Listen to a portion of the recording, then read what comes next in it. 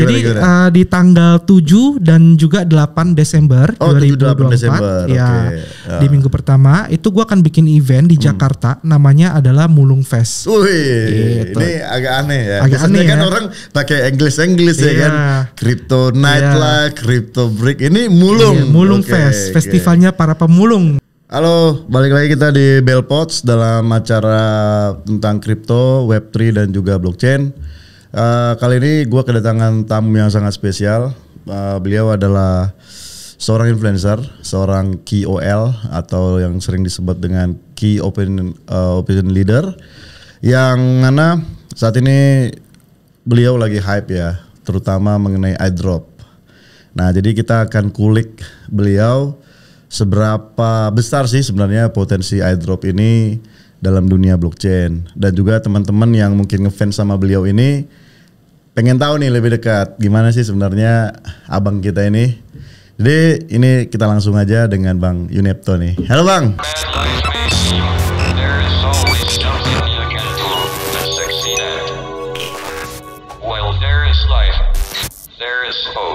Halo. Gimana kabarnya? Baik. Sehat ya? Aman dari sini ya? Aman banget, lancar. Ya? Oke bro, ini banyak teman-teman nih nanya nih, katanya lu raja airdrop. Oke. Nih sampai gua ngikutin, nggak tahu sekitar 2 minggu yang lalu atau berapa, pokoknya habis selesai inilah acara CoinFest ya, Agustus kemarin gitu, terus kayak heboh lah di dunia pertwitteran ya kan. Jadi gua lihat ada nih oknum yang ngadu domba ya kan. Katanya lu raja airdrop, terus ada lagi si B raja airdrop gitu. Sampai lu buat klarifikasi ya. Gimana cerita lu bro? Awalnya gimana sih sebenarnya? Oke, sebenarnya pertama gue share dulu ke teman-teman bahwa gue tuh tidak pernah memberikan statement atau pengen dipanggil sebagai raja airdrop bro. Sebenarnya karena gue sendiri juga lupa, jujur gue udah lupa banget, ini udah lama banget kapan kalimat itu tuh muncul gitu loh. Kata raja airdrop tuh muncul tuh dari mana atau kapan gue lupa, tapi yang jelas itu dari komunitas, jadi bukan dari gue. Dari langsung. Bukan dari gue. Justru gue selalu bilang ya gue cuma pemulung lah, gue masih nyari recehan lah di dunia kripto, ibaratnya kayak gitu. Jadi ya gue tidak pengen juga dipanggil sebagai raja airdrop. Bahkan sebenarnya gue pun lebih respect sama senior-senior yang ada di dunia airdrop kayak gitu. Bahkan beberapa juga ada gue kontak, gue pengen jaga hubungan, pengen temenan sama mereka. Jadi lebih ke itu sih bro. Dan ya gue rasa memang ada oknum-oknum yang memanfaatkan situasi ya. Apalagi lu udah terkenal nih sekarang. Belum lah, cuma ya ada aja yang pengen butuh engagement gitu kan. Memanfaatkan keributan situasi gitu ya. Akhirnya digoreng lah seperti itu. Kayak gorengan dong ya. Kayak gorengan. Jadi ya intinya ya gitulah, nggak ngerti lah. Gue sendiri juga tidak pengen dipanggil seperti itu gitu sih bro. Tapi kalau dari konten lu sendiri kan memang bahas airdrop ya, mostly ya. Betul. Istilahnya mana airdrop yang terbaru gitu ya, sampai kayak apa? Lu kasih tahu ya cara-caranya A, B, C, D gitu ya. Betul. Oke, kira-kira ini gue mau tanya bro, ini tujuannya untuk apa ini kira-kira? Tujuannya untuk apa? Oke, jadi gue mungkin start dari awal dulu kali ya. Jadi awalnya itu dulu gue itu cuma salah satu kredit lah. Jadi gue tuh setiap hari tuh keluar kantor, keluar cabang, keliling ke ruko-ruko, panas-panasan tawarin orang-orang kartu kredit gitu lah. Nah tapi di 2021 COVID kan naik kan. COVID naik karena kartu kredit itu minjemin duit ke orang, bank takutnya bank run dong, kehabisan uang.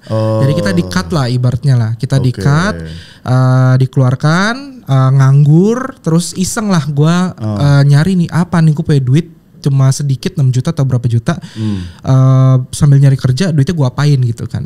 Belajarlah waktu itu, lihat masuk saham, naik kan sempet ya masalah Elon ya, mau bikin pabrik baterai Tesla itu kan nggak jadi. Terus masuklah ke kripto. Nah gue masuk tuh ke kripto. Itu zaman COVID ya? Zaman COVID. Nah cuma waktu itu gue lihat banyak banget youtuber kripto itu cuma bahasnya harga. Kayak beli ini pasti naik 100%, 200%, berapa kali lipat gitu ya. Tidak ada yang menjelaskan aset kripto itu apa.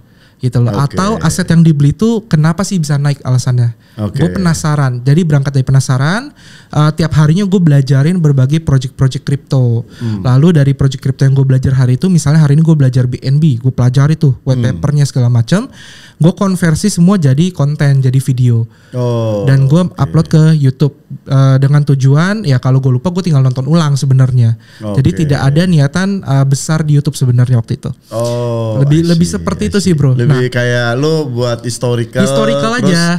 Kayak sebenarnya ya kayak Instagram lah ya buat diri kita sendiri. Cuman tiba-tiba kok viral gitu ya. Sebenarnya nggak viral langsung juga sih bro, karena gue butuh sekitar 6 sampai 1 tahun baru mulai banyak orang yang nonton. Gitu. Jadi ya gue tinggal tiap hari upload aja tuh rajin-rajin, konsisten, belajar, upload.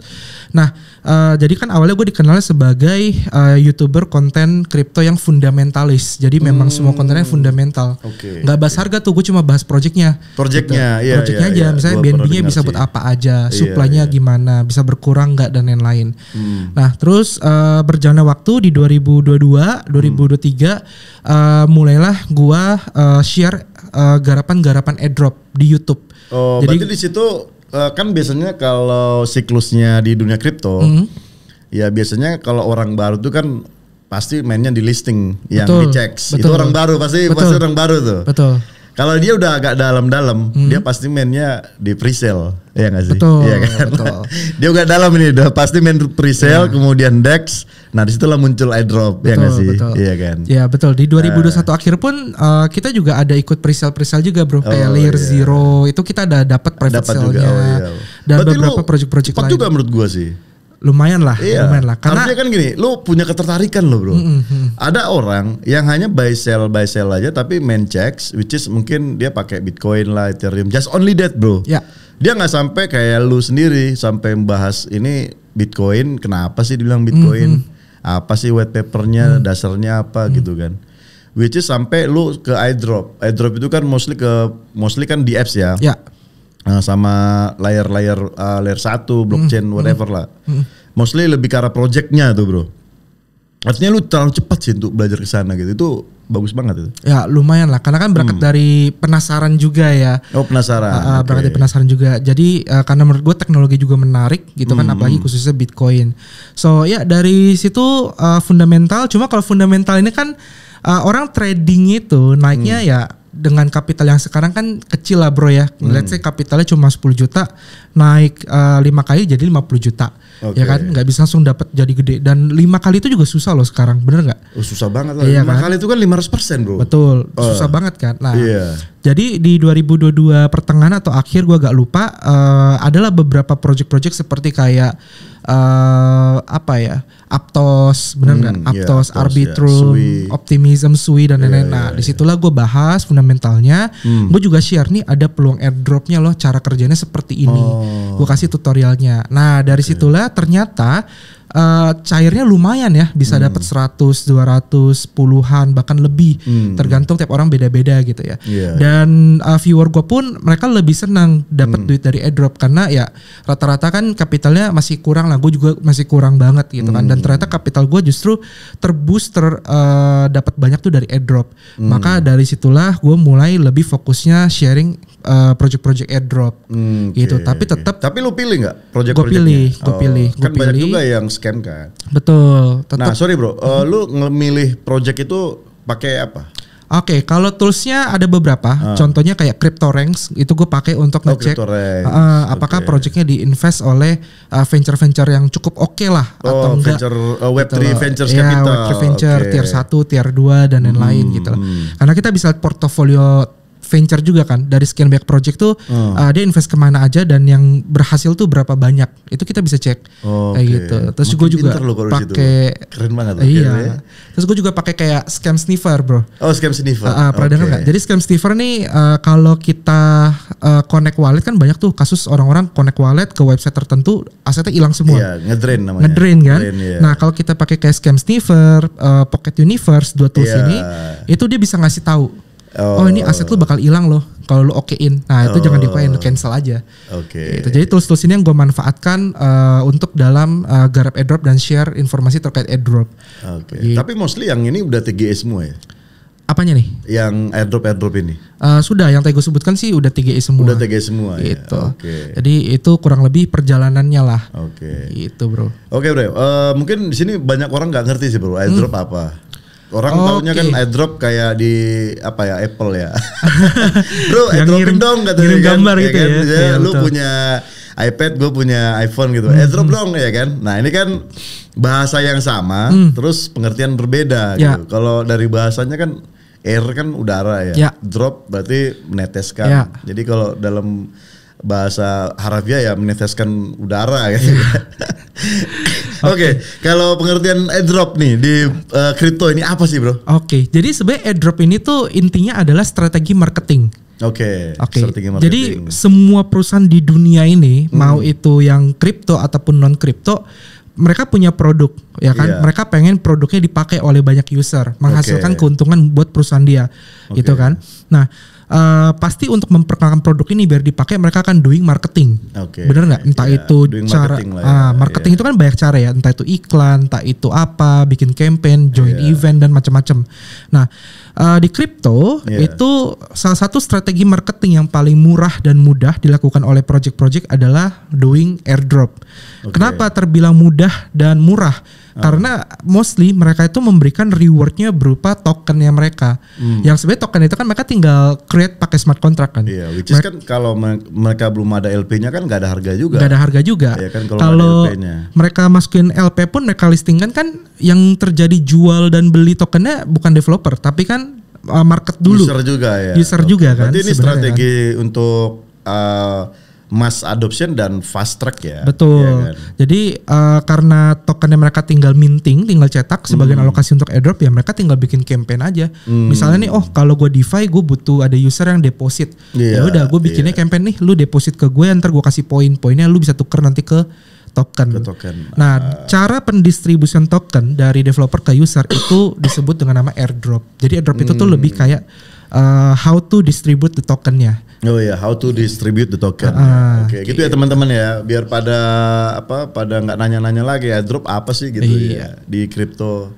Jadi kayak semacam kita dapat gratisan lah ya. Iya, sebenarnya kalau bilang gratisan, ada yang benar-benar mostly gratisan, ada yang butuh usaha lah. Oh, quest ya. Iya, jadi kayak ngelakuin doing task ya. Betul.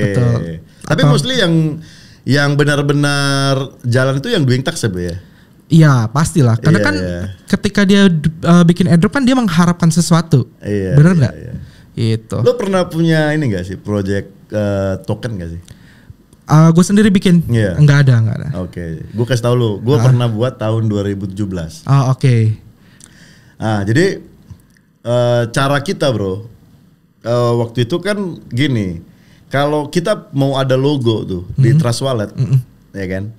Itu kita harus punya sekitar 5.000 transaksi bro. Minimal. Plus 1.000 wallet. Nah, jadi cara kita itu dulu, yaitu tadi, misalkan kita ngecek transaksi token tertentu, kemudian kita download lah itu filenya, ketemulah itu wallet address, dapatlah kita 2.000. Nah, nanti pakai smart contract itu kita kirim bro, apanya kita, tokennya kita pakai smart contract. Gitu ya kan? Airdropin. Nah, jadi nanti di BSC kita mainnya di BSC ya, BNB Chain kalau sekarang. Nah, jadi kelihatan udah. Jadi ada sekitar 2.000 wallet yang sudah kita distribusikan.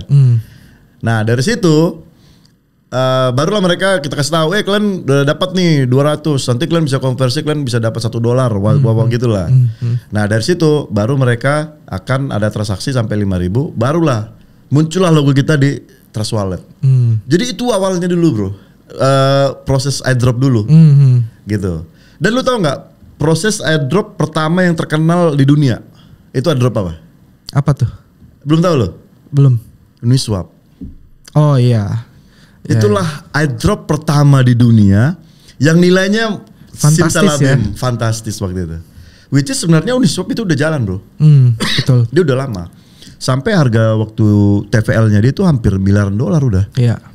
Nah jadi setiap orang yang melakukan transaksi di Uniswap gitu, dapat airdrop itu dan nilainya fantastis sesuai memang yang tadi. Betul. Sesuai dengan lu berapa kali transaksi, volume yang transaksi lu berapa, nanti dia kasih gitu. Jadi kalau gua bilang itu kayak semacam dividen. Waktu itu ya, waktu itu dividen. Nah, baru baliklah masuklah periode selanjutnya, barulah masuk periode kami. Periode kami itu airdrop itu seperti itu. Supaya token kita nih ada logo di Trust Wallet, kita kasih airdrop. Nah, di situ kita belum ada cash, kita belum ada kayak tax gitu enggak.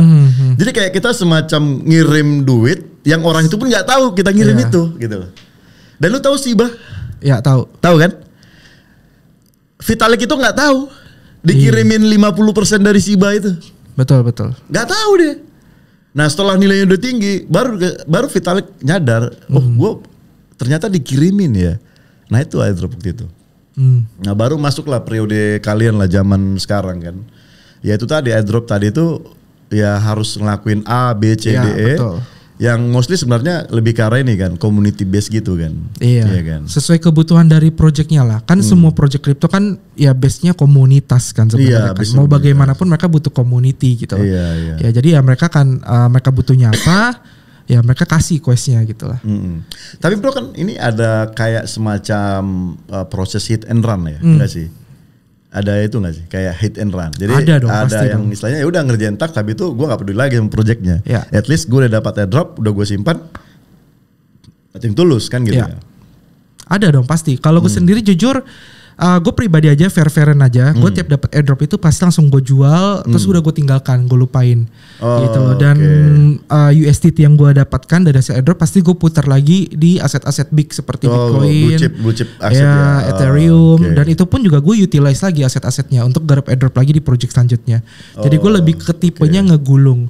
Kalau dibilang salah nggak, sebenarnya nggak salah karena kan nggak ada peraturan yang tidak memperbolehkan untuk tidak menjual gitu kan. Itu kan udah hak kita kan. Betul. Kalau mau menjual silakan, enggak juga nggak apa-apa. Tinggal pertanyaannya kalau misalnya lu nggak mau menjual asetnya, alasannya apa sampai lu nggak mau menjual? Iya. Gitu kan. Kan harus ada reasonnya dong. Nah, ketika gue menjual pun gue juga punya reasonnya kenapa gue menjual. Ya, kurang lebih gitu sih kalau konsepnya. Kalau di gua ya. Oke bro. Berarti sebenarnya airdrop ini adalah part of marketing ya kan? Part of marketing. Dan ini lu udah berapa, ada 2 tahun gak lu lakuin? Ada. Ada 2 tahun ya? Nah selama 2 tahun yang lu lakuin ini bro, kira-kira nih bro, ada gak lu nyesel gitu? Nyeselnya kenapa tuh? Ya istilahnya yang lu bilang tadi, lu udah dapat airdrop nih, ya katakanlah 2 tahun yang lalu gitu. Tiba-tiba lu lihat sekarang, ternyata udah di listing Binance ya, dan udah 10.000 kali ya gitu. Ada nggak bro? Yang nilainya fantastis ya. Kalau yang aset-aset yang sekarang sih belum ada penyesalan, tapi yang dulu iya. Contoh kayak Aptos sama Sui. Aptos sama Sui. Aptos sama Sui itu gue langsung jual, dan ternyata setelah gue jual Aptosnya kan naik banyak ya. Iya naik banyak. Ya, itu. Cuma kalau gue tipe orangnya nggak mau mikirin lama-lama sih. Cari lagi aja yang lain gitu. Banyak kok ikan di luar sana ya. Karena tiap hari kan ribuan project. Iya ribuan project. Dibuat terus kan. Oke bro. Berarti sekarang lu udah memposisikan diri memang udah ke arah sana sih ya? Atau bakalan move lagi nih? Kita lihat nanti aja ya. Kita lihat nanti aja. Tapi jujur gue akan terus maju lah. Nggak mungkin maunya stuck gitu kan. Nggak boleh nyaman juga. Ya gimana caranya ada opportunity apa bisa kita kerjakan ya kita kerjain aja. Gitu sih. Dan lu sekarang ini ya masuk dalam tim apa ya? Tim tokenomics juga. Yes. Jadi gue sebenarnya waktu itu gue pengen bikin sebuah platform. Sebuah platform di mana karena banyak teman-teman komunitas tuh nanyain, kok gue mau belajar airdrop tuh dari mana mulainya gitu. Belajar airdrop, bukan cari airdropnya. Bukan cari airdropnya, belajar airdropnya dulu. Karena kan mereka harus bikin wallet ya kan, harus isi deposit. Itu kan mungkin buat kita udah biasa lah. Tapi buat orang baru kan mereka bingung. Seed itu apa, nyimpennya gimana, terus biar nggak kena phishing gimana, biar nggak kena drain gimana gitu kan. Nah terus karena gue tidak ada konten terkait video itu, gue mikir kenapa nggak sekalian bikin platformnya aja, gitu kan. Dimana platform ini ada guide-nya, ada artikelnya, ada pembelajarannya, ada juga berbagai informasi project-project airdrop yang bisa mereka lakukan di sana. Jadi kan kita update daily lah kayak gitu. Nah, cuma memang ternyata setelah gue cari developernya, bikin platform kayak gini mahal juga ya ternyata biayanya ya. Dan untungnya gue ketemulah dengan Pak Nathanael sama Pak William, Indodax dan si Nathan ya. Pak Nathan sama Pak William ya. Kita ngobrol, ternyata kita punya satu visi misi yang sama nih, yaitu ngebantu adopsi Web3 di Indonesia. Karena kita lihat kalau nggak salah masyarakat Indo kita kan 280 juta jiwa kalau nggak salah ya, dan yang udah adopsi sekitar 25 juta, berarti kan udah lumayan banget itu kan, masih banyak banget nih, pasarnya masih basah nih lahannya. 2% masih. Betul, ngebawanya gimana nih? Nah, melalui airdrop ini terbukti bahwa airdrop ini kan hype banget ya di Indonesia. Contoh kayak Hamster Combat kemarin kan. Kita itu bro tahun 2020 Indonesia itu nomor 4. Nah itu nomor dia. 4 pemilik MetaMask address di Betul, dunia. Di dunia. Makanya kan sebenarnya kan masih oke banget gitu kan.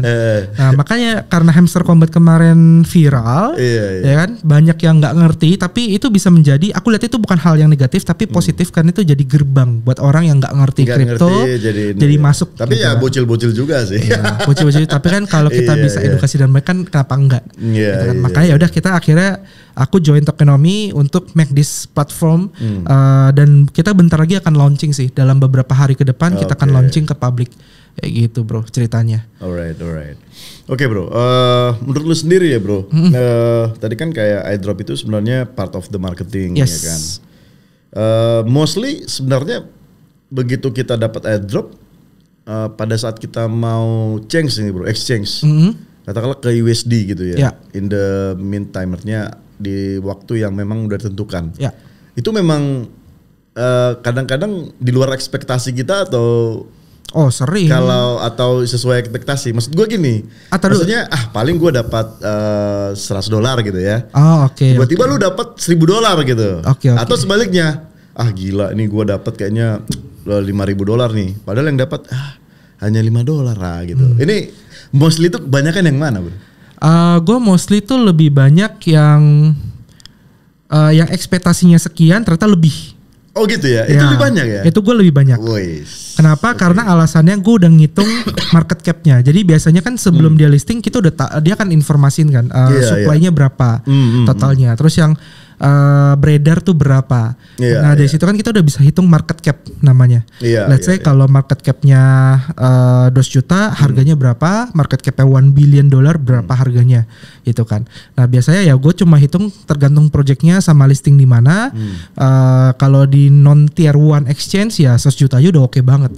Tapi kalau di tier 1 exchange ya let's say 500 sampai 1 billion gue hitungannya. Nah kalau dia ternyata listingnya bisa market cap di atas itu kan berarti dapatnya lebih dong.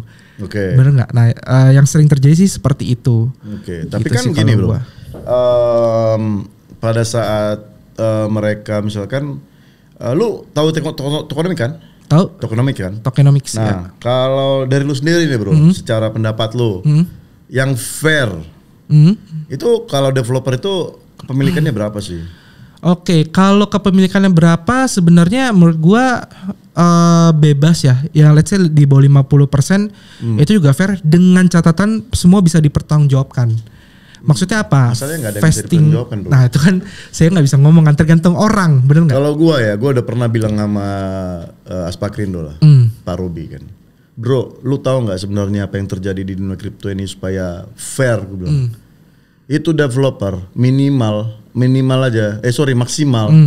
dia tuh harus punya 5% doang. 90% lu kasih ke publik. Bitcoin kan 100% bro ke publik. Ya betul. Iya kan? Betul.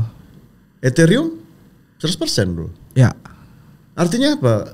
Itulah yang terjadi kegagalan di Indonesia bro. Tokenomics itu lu tahu nggak yang berapa di publik? 5% mbak. Anjing. Ini sebenarnya tergantung. Jadi 90% itu token yang mereka ngedump kapan aja. Iya betul, kan? Betul. Nah itu sebenarnya makanya tergantung developernya. Kita bisa percaya atau enggak. Kebanyakan memang tidak bisa dipercaya. Kebanyakan. Bisa percaya, makanya gue bilang gue setuju sama lu tadi. berapa yang dia total create, supply total ya. Kemudian berapa distributednya, kemudian berapa developernya. Itu aja gue lihat. Kalau developernya udah 90% bro, tinggalin aja bro. Itu udah pasti penipuan, udah pasti. Betul.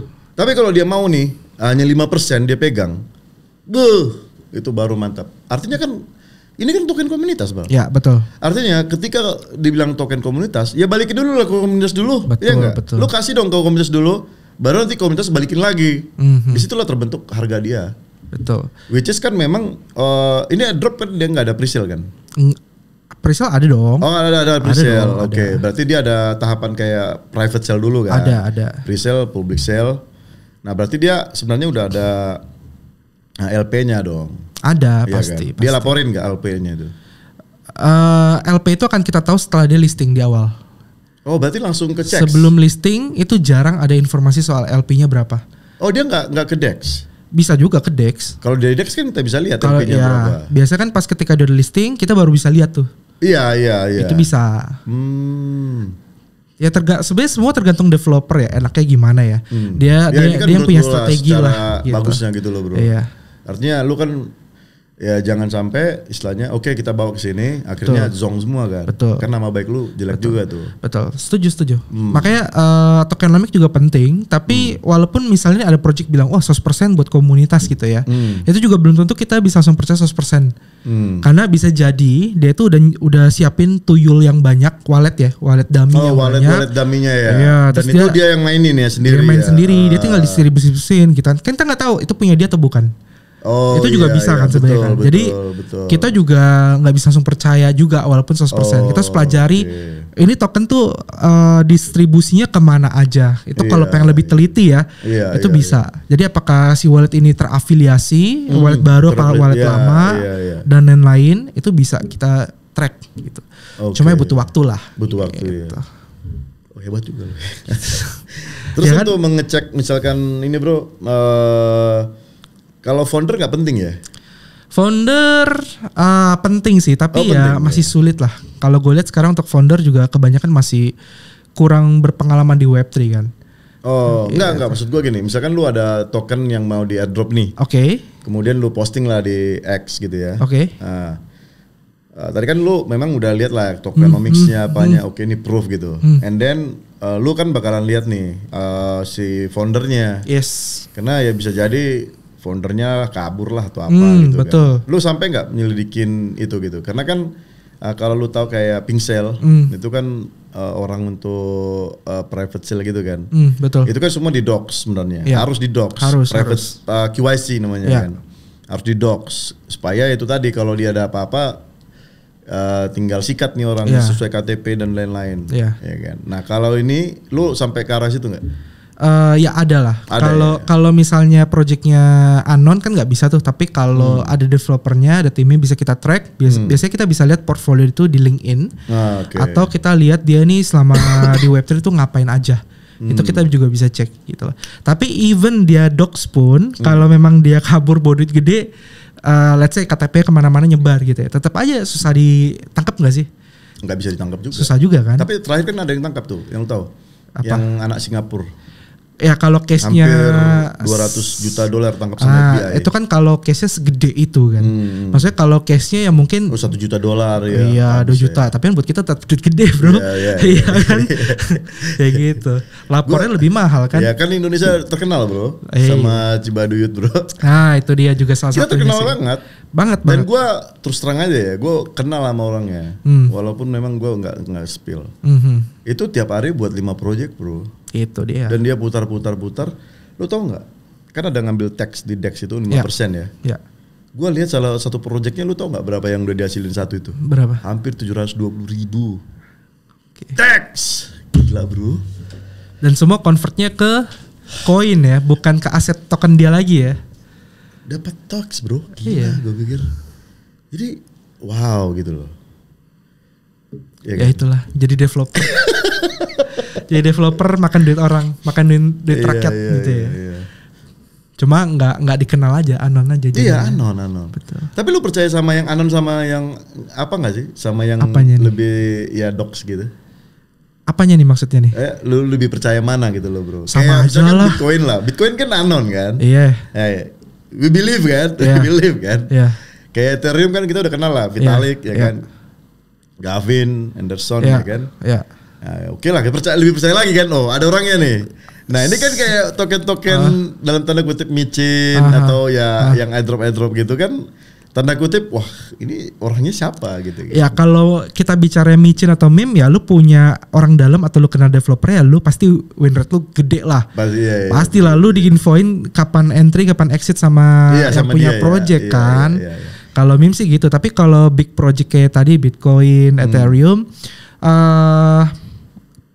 gue lihat juga sih orangnya sih, walaupun dia dok sih, let's say Gavin sama Vitalik gitu ya, gue akan lebih percaya Ethereum dibandingkan Gavin sebenarnya, gitu loh. Kalau ya gimana ya ngomongnya, gue kan udah ikutin cukup lama ya, dan gue juga cobain produknya bro, produk Ethereum gue pakai, produknya Polkadot, produknya Cardano dan lain gue pakai, gue cobain semua, gitu loh. Let's say Cardano lah, ya kan, dia ngomong talking shit lah kayak, oh ini kita lebih cepat, kita lebih murah daripada Ethereum dan lain-lain, bla bla bla. Setelah gue coba, enggak kok, bisa 3 jam transaksi gue baru kelar gitu loh. Gas fee juga mahal dan lain-lain, better Ethereum gitu kan, walaupun mahal juga. Beberapa detik, beberapa menit beres gitu kan, let's say kayak gitu loh. Dan secara model bisnisnya pun gue juga paham, let's say Ethereum, ada Ethereum Foundation bilang kita non profit, tapi kan sebenarnya kan si Vitalik juga make money di situ kan. Make money 1,5 billion bro dia punya. Tetap make money kan, karena dia kan let's say jadi validator juga di situ. Iyalah validator. Iya kan. Jadi ya selama bisnisnya kita bisa paham, terus kita ngerti dan kita cobain produknya, ya kita baru bisa nilai lah. Jadi tidak bisa di general, tapi yang jelas baik itu anonim atau tidak anonim, kita bisa nilai dari kita cobain produknya dia. Kalau meme ya itu udah urusan rok-rokulan lah. Gitu. Meme udah pasti. Kapan mati lah, LP ditarik ya udah beres. Gitu kan. Ya. Gitu sih bro. Tapi lu sendiri kan bro, sekarang kan banyak ya, istilahnya produk-produk di blockchain ya. Betul. Kalau zaman gua dulu ya mostly sih DeFi. Betul. Ya DeFi. Kemudian kan sekarang udah berkembang lagi nih, ada ya AI, sekarang lagi hype nih mengenai AI. Kemudian RWA kan, sama layer 2. Dulu sih layer 2 udah ada, cuman sekarang lebih berkembang lagi layer 2. Ada layer 3 malah. Iya, sekarang udah layer 3 sekarang ya. Buset, baru layer 0 ya. Iya. Layer 0 untuk nge-bridging katanya, nge-bridging layer 1 layer 1 kan. Jadi gila sih tuh, produknya tuh berkembang banget ini bro. Nah, kalau lu sendiri ada nggak sih kayak, oh ini sekarang buzzwordnya tentang RWA, oke, gue bahas tentang drop RWA gitu kan. Oh ini sekarang tentang AI, oh gue akan bahas tentang AI gitu. Ada nggak kira-kira dari lo gitu? Oh ya tentu sih, tetap gue ikutin market juga. Oh ikutin market. Marketnya lagi rame sekarang game Telegram, ya gue juga tetap ikutan bahas. Game Undertone ya. Iya, game Undertone ya, ekosistemnya ya gue juga ikut bahas lah, karena itu memang yang lagi rame. Gitu. Tapi ya tetap gue akan selipkan juga beberapa project-project kayak DeFi, blockchain yang memang sebenarnya duit gedenya atau core-nya itu di situ. Gitu loh. Karena adopsi kripto ini kan memang cepet banget dan tiap narasi tuh pasti ada aja yang baru. Ada aja yang baru. Kayak gue kemarin baru tahu ada Monad. Blockchain. Betul. Gue baru tahu itu. Buset, cepet banget. Itu komunitasnya gede banget sih dia. Iya. Dari mungkin kemarin kita bicara Aptos, ya kan, bicara Sui. Betul. Terus tiba-tiba ada lagi Monad. Wow, apalagi nih kan. Gitu. Dan itu gue dengar, komunitasnya gede gitu. Jadi gue, menarik gitu loh bro, menarik ya. Kultnya oke banget, menarik banget kok. Mereka solid keren semua sih gue lihat sih. Gitu. Oke. Jadi ya gitulah. Gue tetap di blockchain dan DeFi sih core gue sih. Oh di blockchain dan DeFi ya. Oke. Berarti kayak yang lu bilang tadi bahwa lu punya mimpi lah, platform tadi lah. Which is sekarang udah jalan ya. Udah tinggal running. Tinggal launching aja. Tinggal launching. Oke. Ini kira-kira nanti gimana nih launchingnya kapan? Launchingnya soon, beberapa hari lagi. Oh, dalam hari ya? Ini tayangnya tanggal berapa nih kira-kira? Paling 2 minggu lagi lah. 2 minggu lagi. Seminggu lagi lah kita launching. Seminggu lagi lah kita launching lah. Jadi kita akan launching.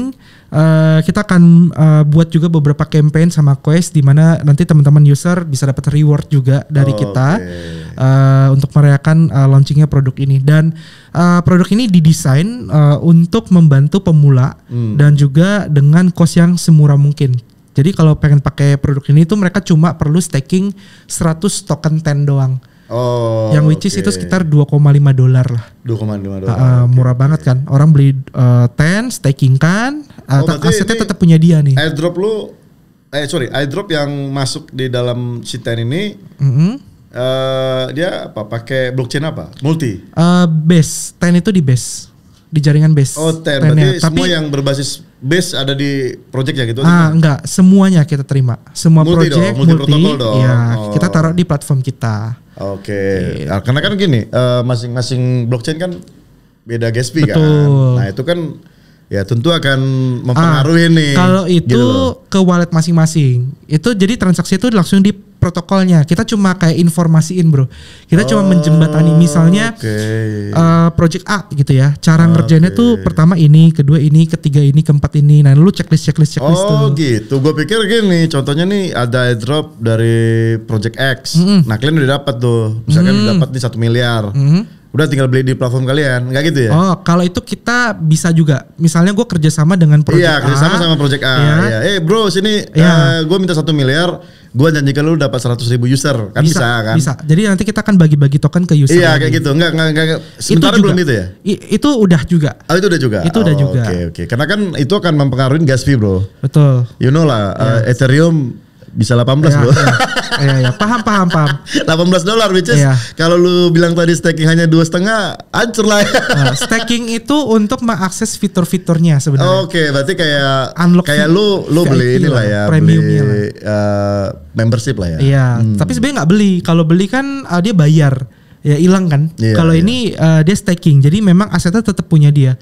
Jadi kalau tapi kan harus dia staking, lu harus punya tokennya, lu harus beli lah bro. Oh iya, cuma kan kalau dia unstake dia jual tokennya bisa juga kan. Oh iya bisa juga. Jadi kita nggak terima duit. Oh I see. Artinya gini ya, artinya kayak kuncinya lah ya.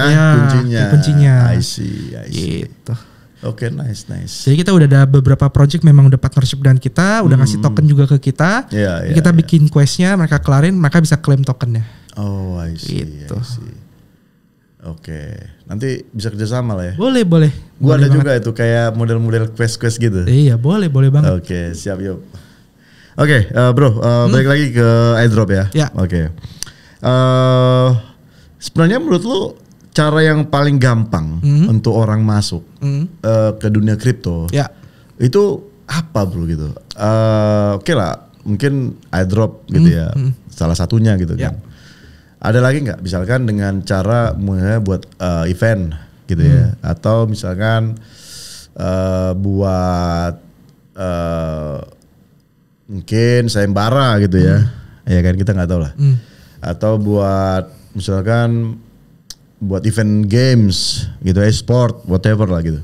Nah dari pandangan lu bro, cara yang paling gampang orang tanpa dibayar juga akan datang itu dengan cara apa? Cara paling gampang buat orang belajar ya, datang aja ke berbagai event-event offline gitu loh. Karena paling enak itu adalah ketika kita ketemu orang lain, kita bisa saling sharing, bisa ngobrol, bisa tanya-tanya, dan mereka kalau willing to help, mereka bisa kayak kasih tutorial juga atau ngajarin nih, lo pencet ini, belajar dari sini-sini ini buat ini. Itu kan lebih enak dibandingkan lo hanya baca dari tulisan, entah itu di Twitter atau Telegram gitu kan. Makanya gue sendiri juga video konten gue kan lebih banyak tutorial ya, supaya masyarakat awam itu lebih jelas dan bisa ngikutin step-stepnya by visual dan juga suara. Nah tapi akan lebih enak itu ketika lu ketemu orang secara langsung. Lu gabung ke komunitas, lu ngumpul bareng, sharing-sharing, itu belajarnya akan lebih dalam. Lebih gampang. Tapi kan nggak bisa semua orang lu layani bro. Nah katakanlah satu orang ngomong sama lu 5 menit, yang ngantri 100 orang. Berarti ya nggak apa-apa, dengerin aja. Misalnya nih kita lagi ngobrol nih, lagi bahas soal DeFi, terus ada 5 orang sekitar kita gitu mau nanya juga, ya nggak apa-apa. Mereka ini dengerin kita dulu ngobrol, karena kan apapun yang kita obrolin juga ilmu sebenarnya kan. Bener nggak? Kali aja nanti mereka butuh. Nah nanti baru tinggal ganti-gantian tuh kita tuker-tukeran ngobrol terus gitu. Ya lebih sering-sering ke offline event lah. Offline event ya. Gitu. Tapi Indonesia menurut lo untuk offline eventnya rame gak sih kira-kira?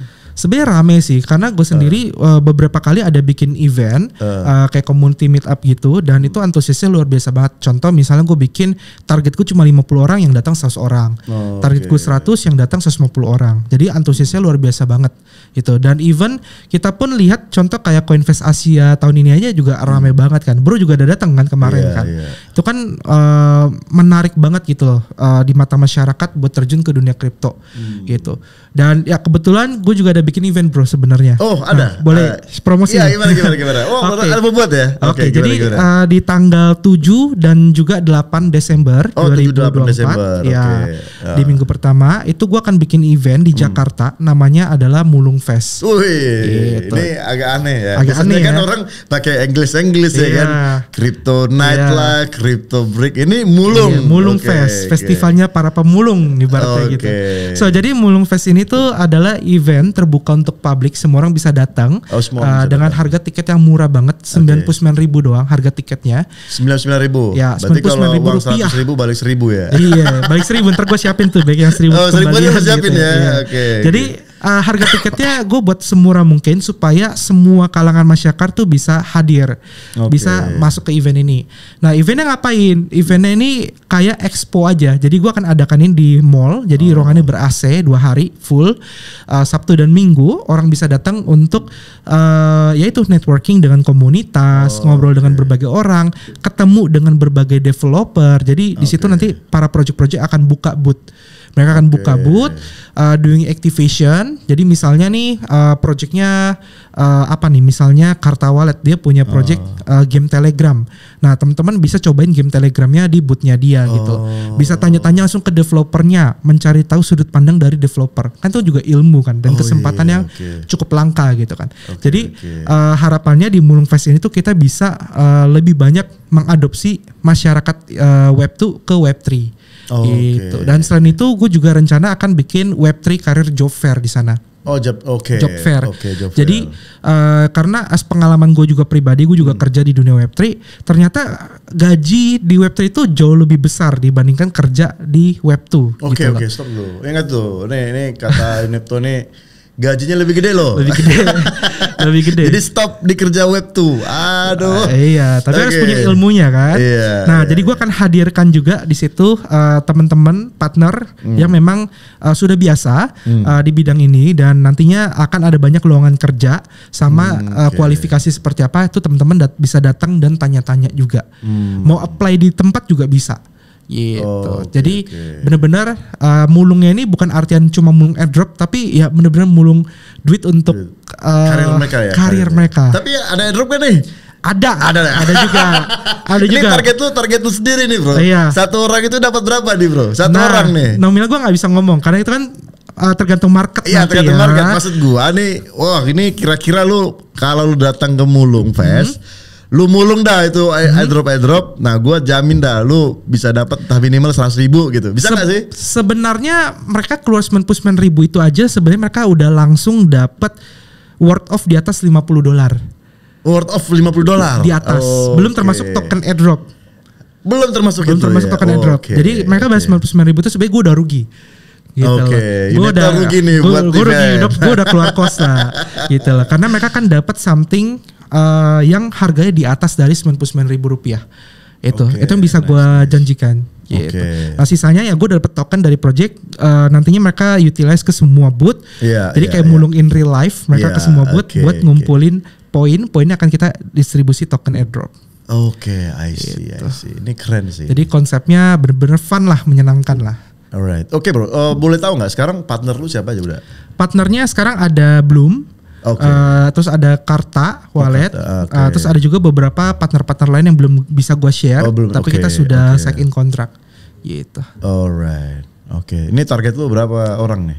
Ada 1.000 pengunjung ya? Target gue itu di angka 3.000 hingga 5.000 pengunjung. 3.000 5.000 pengunjung. In out 2 hari ya.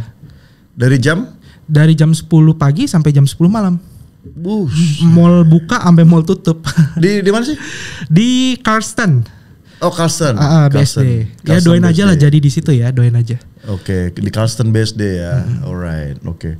Jadi teman-teman nih kalau lagi gabut ya, tanggal 7-8 tuh gua cek di kalender sih hari Sabtu Minggu tuh. Ya betul. Nah jadi nggak salah lah, pengen tahu nih dunia kripto itu apa sih gitu ya kan. Nah tadi kan kita udah ngobrol ya tentang Niko, ya cara paling gampang lu tahu kripto itu ya dari airdrop. Kenapa? Karena lu dapat gratisan ya kan. Tapi gratisan ini kayak ini apa gitu, ya nggak sih? Betul. Lu bisa nggak sih jadikan ini jadi rupiah? Bisa. Bisa. Tapi ada caranya. Nah gitu, ada caranya. Nah disinilah makanya Inepto buat event ini ngasih tahu caranya nih. Betul. Gimana sih caranya? Lu dapat gratisan, lu ya gimana caranya jadi IDR ya nggak sih bro? Betul. Iya kan. Oke. Ini menarik sih, harus datang nih. Harus. Gue bisa datang ya? Bisa dong, bisa. Pasti dong kita undang.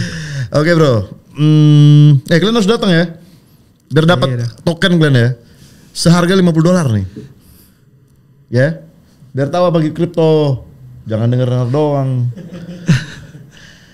Oke bro, jadi kalau menurut lo sendiri, event yang paling bagus di Indonesia nih, di Indonesia ya, artinya kan kalau negara-negara lain kan beda prinsip ya. Ya. Betul. Dan kita kan juga ya tersebar lah dari Sabang sampai Merauke kan luas banget nih. Betul. Ini gimana sih Cok caranya supaya nggak Jakarta doang ini bro? Iya, sebenarnya event supaya paling bagus ada di beberapa daerah terus itu dia. Mereka kenal gitu. Jadi penetrasi kita itu cepet gitu, bisa 10%, 20%. Betul. Amerika yang gua tahu itu kan penduduk terbesar ketiga ya. Iya kan, China, India, Amerika baru kita bro. Ya, ketiga itu hampir 30% bro. Itu udah adopsi kripto gitu loh. Kita masih 2% Pak. Masih betul, ya betul. Mungkin lu bilang 25 juta ya. 25 juta dari 285 juta. Ya. 2% Pak. Ini gimana nih caranya nih? Ya itu dia sih. Kalau untuk event terbesar di Indo dan paling bagus menurut gue itu adalah Coinvest Asia. Itu ya, tapi kan nggak semua orang datang ke sana. Itu dia. Untuk tiketnya sendiri lu harus siapkan berapa? $150 kan? $150. Belum lagi lu ngekos lagi hotelnya, pesawat lu minimal habis 10 juta. Iya betul. Iya kan? Betul. Berarti hanya untuk ngetahuin kripto lu harus ngabisin 10 juta. Nah kan itu dia. Ngapain gitu? Makanya Mulung ya. Tapi kan di Jakarta doang nih bro. Nah itu dia. Nah harapannya betul. Harapan gua adalah start dari Mulung Fest ini yang awalnya mungkin di Jakarta, kita harapnya ke depannya tiap tahun kita bisa adakan di berbagai kota. Gitu. Jangan tiap tahun dong, tiap bulan gitu. Waduh berat juga. Gak apa-apa ya kan. Ya bulan aja. Ke Aceh, bulan depan beda ya kan. Kita kan sekarang ada berapa? 36 provinsi ya? 38 provinsi ya? No, 38. Kan 1 tahun 52 minggu bro. Ya. Lu tiap minggu dah tuh. Ya doain aja kalau ini sukses, ini positif, semua pihak happy gitu ya. Kita bisa adakan lagi di beberapa kota lainnya juga itu boleh banget. Gitu. Ya karena kita pengen adopsi kan. Betul. Adopsi itu cepat. Harus gitu cepat. Ya. Dan kita pengennya bersih ya, clean and inilah ya. Betul. Aku juga lagi nyari ini kok di tiap daerah itu orang-orang memang sudah belajar Web3 dan pengen share ilmunya ke daerahnya. Aku juga lagi nyari orang-orangnya juga gitu. Jadi supaya mereka jadi pionernya lah dan bisa ngebantu sana, kita buat adopsi lebih massal lebih cepat lagi. Karena gitu gua gimana ya bro, masalah kripto dipakai untuk MLM, kemudian scammers itu banyak banget di daerah bro. Oh iya pasti. Gila bro, sampai emak gua aja kena tipu. Dia kasih dong Bitcoin yang logam-logam itu bro. Bitcoin fisik itu. Iya fisik logam itu. Bilang ini akan naik. Iya, dikasih tahu dong ini harganya sekarang 1 miliar gitu ya. Buset, mak gua beli 200 juta bro. Dibilang ini harga murah nih katanya. Jadi setidak pengetahuan itu loh. Orang di daerah bro. Which is mereka anggap bahwa inilah sebenarnya Bitcoin. Nah ini yang perlu edukasi gitu loh, sampai ke daerah-daerah, which is orang-orang yang tadinya punya kesalahpahaman yang salah gitu tentang kripto itu sendiri, ini lu luruskan, lu benerin gitu loh. Kripto itu digital, nggak ada fisiknya. Makanya kadang gue bingung kalau di Bapepti bilang kan pedagang aset fisik. Kripto ya. Jadi salah kan? Benar sih. Jadi orang menganggap kripto itu ada fisiknya gitu loh. Aduh kacau sih. Ya itulah. Kadang kita butuh apa ya? Orang yang diregulasi itu juga harus terjun juga sih. Iya. Benar-benar pelaku juga gitu. Baru dia paham dia mau bikin apa. Karena ya dia harus ngerti. Begitu lu salah buat konsep dalam hal penamaan, itu bisa jadi arti yang berbeda kan. Iya kan. Dan orang menganggap yang benar itu adalah yang of course dari pemerintah dong. Iya kan. Ya itu sih salah satu kecewaan gue juga itu. Ya udah, abang naik ke pemerintahan kita lah. Belum lah. Masuk ke OJK lah. Janganlah, kita mau swasta aja bro. Lebih bebas ya kan. Masuk ke OJK aja biar kripto di Indo nih bisa diatur dengan baik lah oleh pelaku industrinya berat, sendiri. Ya, sekarang kan lagi perang-perangan juga tuh mereka. Bapepti sama OJK, tarik-tarikan. Nah, itu cuman udah keputusan sih, bakalan ke OJK ya kan. Karena duitnya lu lihat lah 3 triliun. Bukan miliar bro, triliun. Bahkan pajaknya sendiri tuh Indodax kan klaim kan dia bayar hampir ratusan miliar kan. Indodax doang loh. Belum kayak Ajaib, Nano ya kan. Reku lah toko kripto, Indodax kan belum kan. Jadi menurut gua industri ini masih awal dan industri ini masih gede. Ya semoga sih adopsinya lebih bagus dan kita lebih clean aja ya. Clean. Setuju. Oke bro, kalau ditanya nih terakhir. Kalau ditanya sama orang, bang, gua mendingan beli token blockchain atau token meme bang? Tergantung kapitalnya berapa. Kalau kapitalnya kecil, udah meme sekalian. Mencoba peruntungan di meme. Berarti lu lebih bicara tentang TVL-nya ya, transaction volume base-nya ya. Ya kapitalnya dia ada duit berapa gitu aja. Kalau duitnya cuma ratusan ribu, sejuta ya meme. Karena meme itu tempat paling gampang melipat gandakan uang. Tapi ya high risk banget, jadi juga harus siap duitnya hilang. Gitu, berarti harus dimonitor terus dong. Ya harus tahu kapan take profit lah. Intinya itu kan. Naik 100% ya jangan berharap naik tinggi-tinggi lagi, take profit aja kan meme. Gitu kan. Atau ya sebagian take profit, sebagian tetap di hold, nggak masalah. Yang penting tahu kapan exit, nggak boleh ikutin ego. Gitu. Hold ya kan. Hold abu buat apa gitu kan. Kan kita gini paling gampang gini deh. Meme tiap hari kan banyak yang buat ya. Banyak buat ya. Lihat aja datanya deh, lihat aja chartnya seperti apa. Iya. Yang bertahan, yang chartnya naik terus berapa banyak sih dibandingkan yang gagal. Oke. Dari situ aja kita main. Biasanya time frame berapa lu liatnya? Daily? Biasa sih gue per 4 jam. Oh, pakai 4 hours. Ya. Tapi selama berapa? Berapa minggu atau? Max seminggu aja itu udah hebat banget sih. Oh iya, seminggu udah hebat banget. Hebat banget gitu loh. Jadi biasanya memang cepat sih, rata-rata 3 hari, 4 hari, bahkan ada yang 2 hari langsung habis, ada yang sehari langsung habis. Itu meme. Oh, gitu. Emang kayak kasino ya? Memang sebenarnya kan itu memang itu sebenarnya kan. Iya kan, memang kasino terbesar di dunia ya. Iya. Sekarang kan volumenya kan gede banget kan. Iya, volumenya gede banget. Revenue kayak pump fund gitu-gitu, make revenue-nya segila apa sih? Jadi bro, jadi kesimpulan kita gini aja ya. Kripto itu bisa dibilang tidak juga menjadi solusi masalah hidup lu gitu ya kan. Tapi kripto ini ya memang tempat, bisa dikatakan tempat bermain uang juga ya. Iya sih? pasti. Kita nggak bisa bilang oke, dengan begini lu bakalan aman, secure apa. Ya tempat kita bilang ya lu kalau mau main-main duit ya udah ke kripto juga ya. Iya, sebenarnya kalau gua nganggapnya kripto, blockchain kan teknologi ya. Teknologi itu netral, sama kayak senjata. Netral, tapi tergantung manusia yang pakai. Iya kan? Nah, makanya buat apa? Sama blockchain dipakai buat apa nih? Buat jadi kasino terbesar di dunia? Iya. Buat nyelesain masalah pencurian KTP bisa juga dan lain-lain. Saya tergantung manusia pakainya gimana. Buat transfer duit dari Amerika ke Indonesia lebih murah, 1 menit bisa juga ya kan. Itu tinggal kita nyikapinnya gimana aja. Gitu. Pasti ada plus minus. Ya, tidak selamanya plus semua. Ya kan? Tidak selamanya plus semua, betul. Oke bro, ini kan sekarang lu berapa tahun di kripto sekarang? 3,5 lah. 3,5 tahun ya. Berarti lu ada gak sih kayak teman lu zaman dulu lah, ya 3,5 tahun lalu yang bertahan sampai sekarang, ada nggak? Yang di kripto juga? Iya. Aslinya gini, begitu lu masuk, kalian bareng nih, terus sampai sekarang dia masih tetap di situ gitu loh. Oh nggak ada.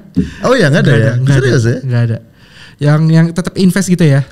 Ya mau dia invest ataupun mau dia berkecimpung di bidang itu, maksudnya buat project lah. Kalau dari apa, awal gitu. bareng nggak ada yang bertahan. Tapi kalau yang masuknya di tengah-tengah itu ada. Oh, masih di tengah-tengah terus kalian jalan bareng atau gimana gitu ya? Oh iya. Gitu. Oke. Karena pengalaman gua itu sampai sekarang itu hampir nggak ada yang keluar bro. Hampir nggak ada. Ini dulu kita dari latar belakang yang beda-beda nih. Ada yang programmer lah, ada yang kerja di Tokopedia lah, ada yang kerja di bank, keluar semua kan.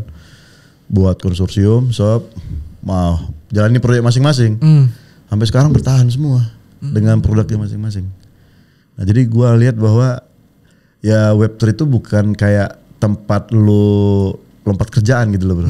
Kan banyak orang kayak lompat kerja kan. Maksudnya gue lay off di sini, habis itu ya gue coba dulu di sini, habis itu gue lompat lagi gitu. Nah, kalau di Web3 kagak bro.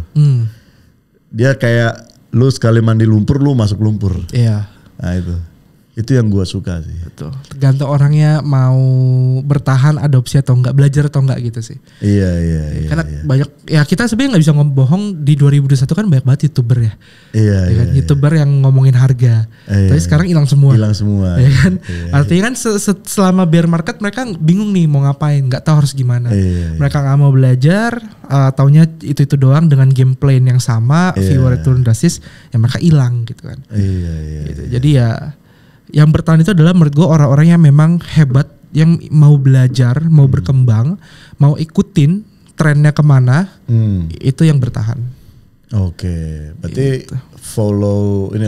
Follow the community lah ya. Alright. Oke. So ini si Jet udah keluar nih bro. Bakal pimpin balik Binance gak nih? Kayaknya enggak. Atau gimana nih? Karena aneh ya, gue lihat nih aneh ya, gue lihat aneh Binance ya. Istilahnya mereka begitu cepat sih ngelisting token-token yang dalam tanda kutip berubah ya, meme coin. Iya berubah banget. Sejak ganti CEO itu kan. Si Jet itu kalau ngelisting koin bro, itu harus berbasis teknologi bro. Betul. Mau dia harus punya fundamental teknologi yang sangat-sangat, betul. Harus mantap lah gitu ya. Nah kalau sekarang, cepat banget ya kayak Kati, kemudian Docs. Kemarin 3 meme langsung listing. Langsung kan. Kadang-kadang gue udah berubah nih sih sekarang Binance nih. Iya, semua juga gitu. Dia mencari volume aja udah. Volume gede kan. Betul. Kalau misalkan lah yang hamster itu berapa sih volume sekarang?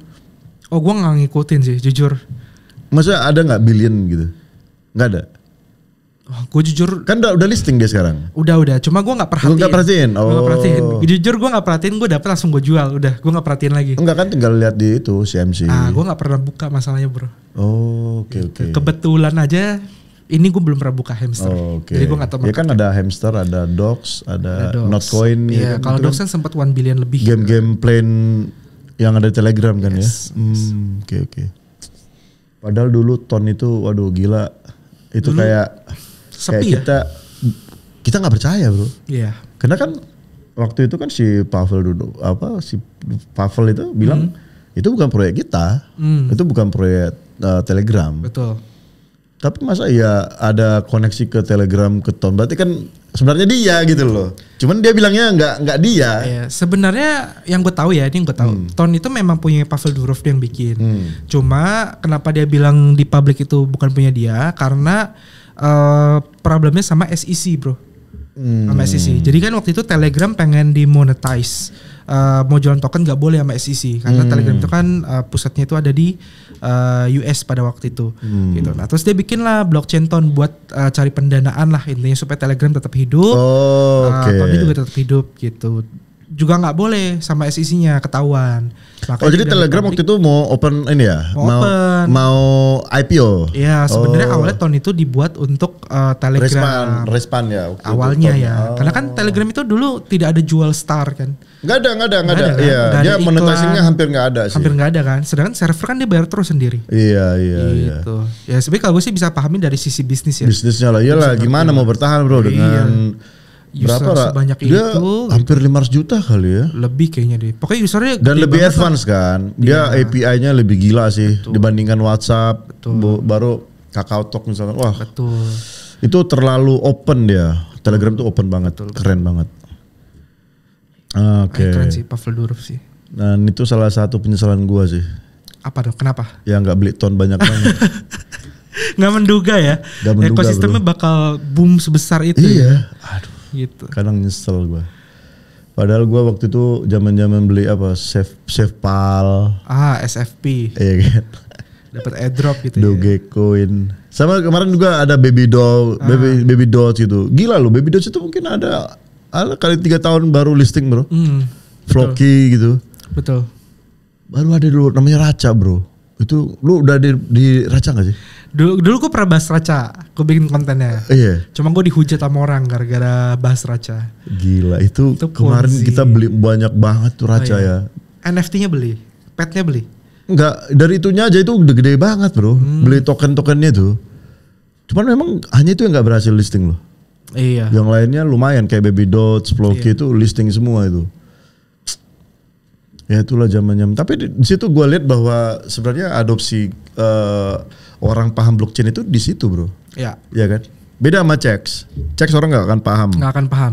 Gimana sih kinerja blockchain ya? Tapi kalau dia main DEX yang airdrop, dia pasti akan paham nih. Betul. Oh ternyata blockchain begini ya. Nah dari situ mungkin tertarik. Oh gila ya, ini hebat banget. Tapi kalau orang yang tahu Chex, ini sama kayak saham apa? Iya. Gak ada tertariknya gue. Iya, cuma nunggu kapital doang gitu kan. Tapi kan kalau gimana sih kita konekin RPC ya kan, setting MetaMask, ini connect ke blockchain mana ya kan? Punya aset bisa diapain? Iya bisa diapain, kirim sana sini, gila sih. Oke bro, thank you loh 1 jam kebersamaan kita ini bro. Ya, gua harap sih sukses lah ya di nanti semoga. Di Mulung Fest. Ya kita coba juga dari kita kan ada AMSI ya, Aliansi Media Kripto Indonesia. Nanti kita coba bantu lah boleh banget. Untuk ya supaya ini disuarakan lah di masyarakat. Dan kita berharap sih dengan event lu ini ya nambah lah 5.000 ya kan. Iya. Dari 5.000, 10.000, nambah ya kan, terus. 20.000 kayak Amuba gitu kan, mode to mode kan. Dan itu tadi bro, harapan gue ya semoga nih habis misalkan tahun ini Mulung sukses, nah tahun depan udah bisa tuh kita galakkan 1 minggu 1 provinsi. Boleh, ya kan? boleh. Ya dengan kita kolaborasi dan bareng-bareng. Ya kita nggak mau lah hanya Jakarta terus. Gue udah berapa tahun? Udah 6 tahun kayaknya. Jakarta terus gitu. Jadi semoga di tempat-tempat lain kripto ini ya dihalalkan lah ya, dihalalkan. Itulah cara kita nih. Ya lu sebagai influencer, gue juga sebagai influencer lah, edukator gitu. Ya kita bawalah kripto ini ke arah yang jalur benar ya. Oke, Bro Inepto, thank you waktunya dan teman-teman. Demikianlah perbincangan gua kepada Raja Airdrop nih. Pemulung, tolong. Raja pemulung ya sekarang. Pemulung airdrop aja lah. Nanti drama lagi pusing saya. Ini Raja pemulung airdrop gitu ya. Dan semoga kalian tetap stay ya di channelnya dia. Di YouTube di X ya, X sama YouTube ya. Di X sama YouTube. Cari search Unepto gitu, nanti ketemu, dan inilah dia orangnya yang ngobrol bersama gue sekarang. Oke bro, sukses. Sip. Dan sampai ketemu lagi di next space ya, kalau ada yang perlu kita bahas. Siap, pasti lah. Oke, siap. Oke, thank you, udah.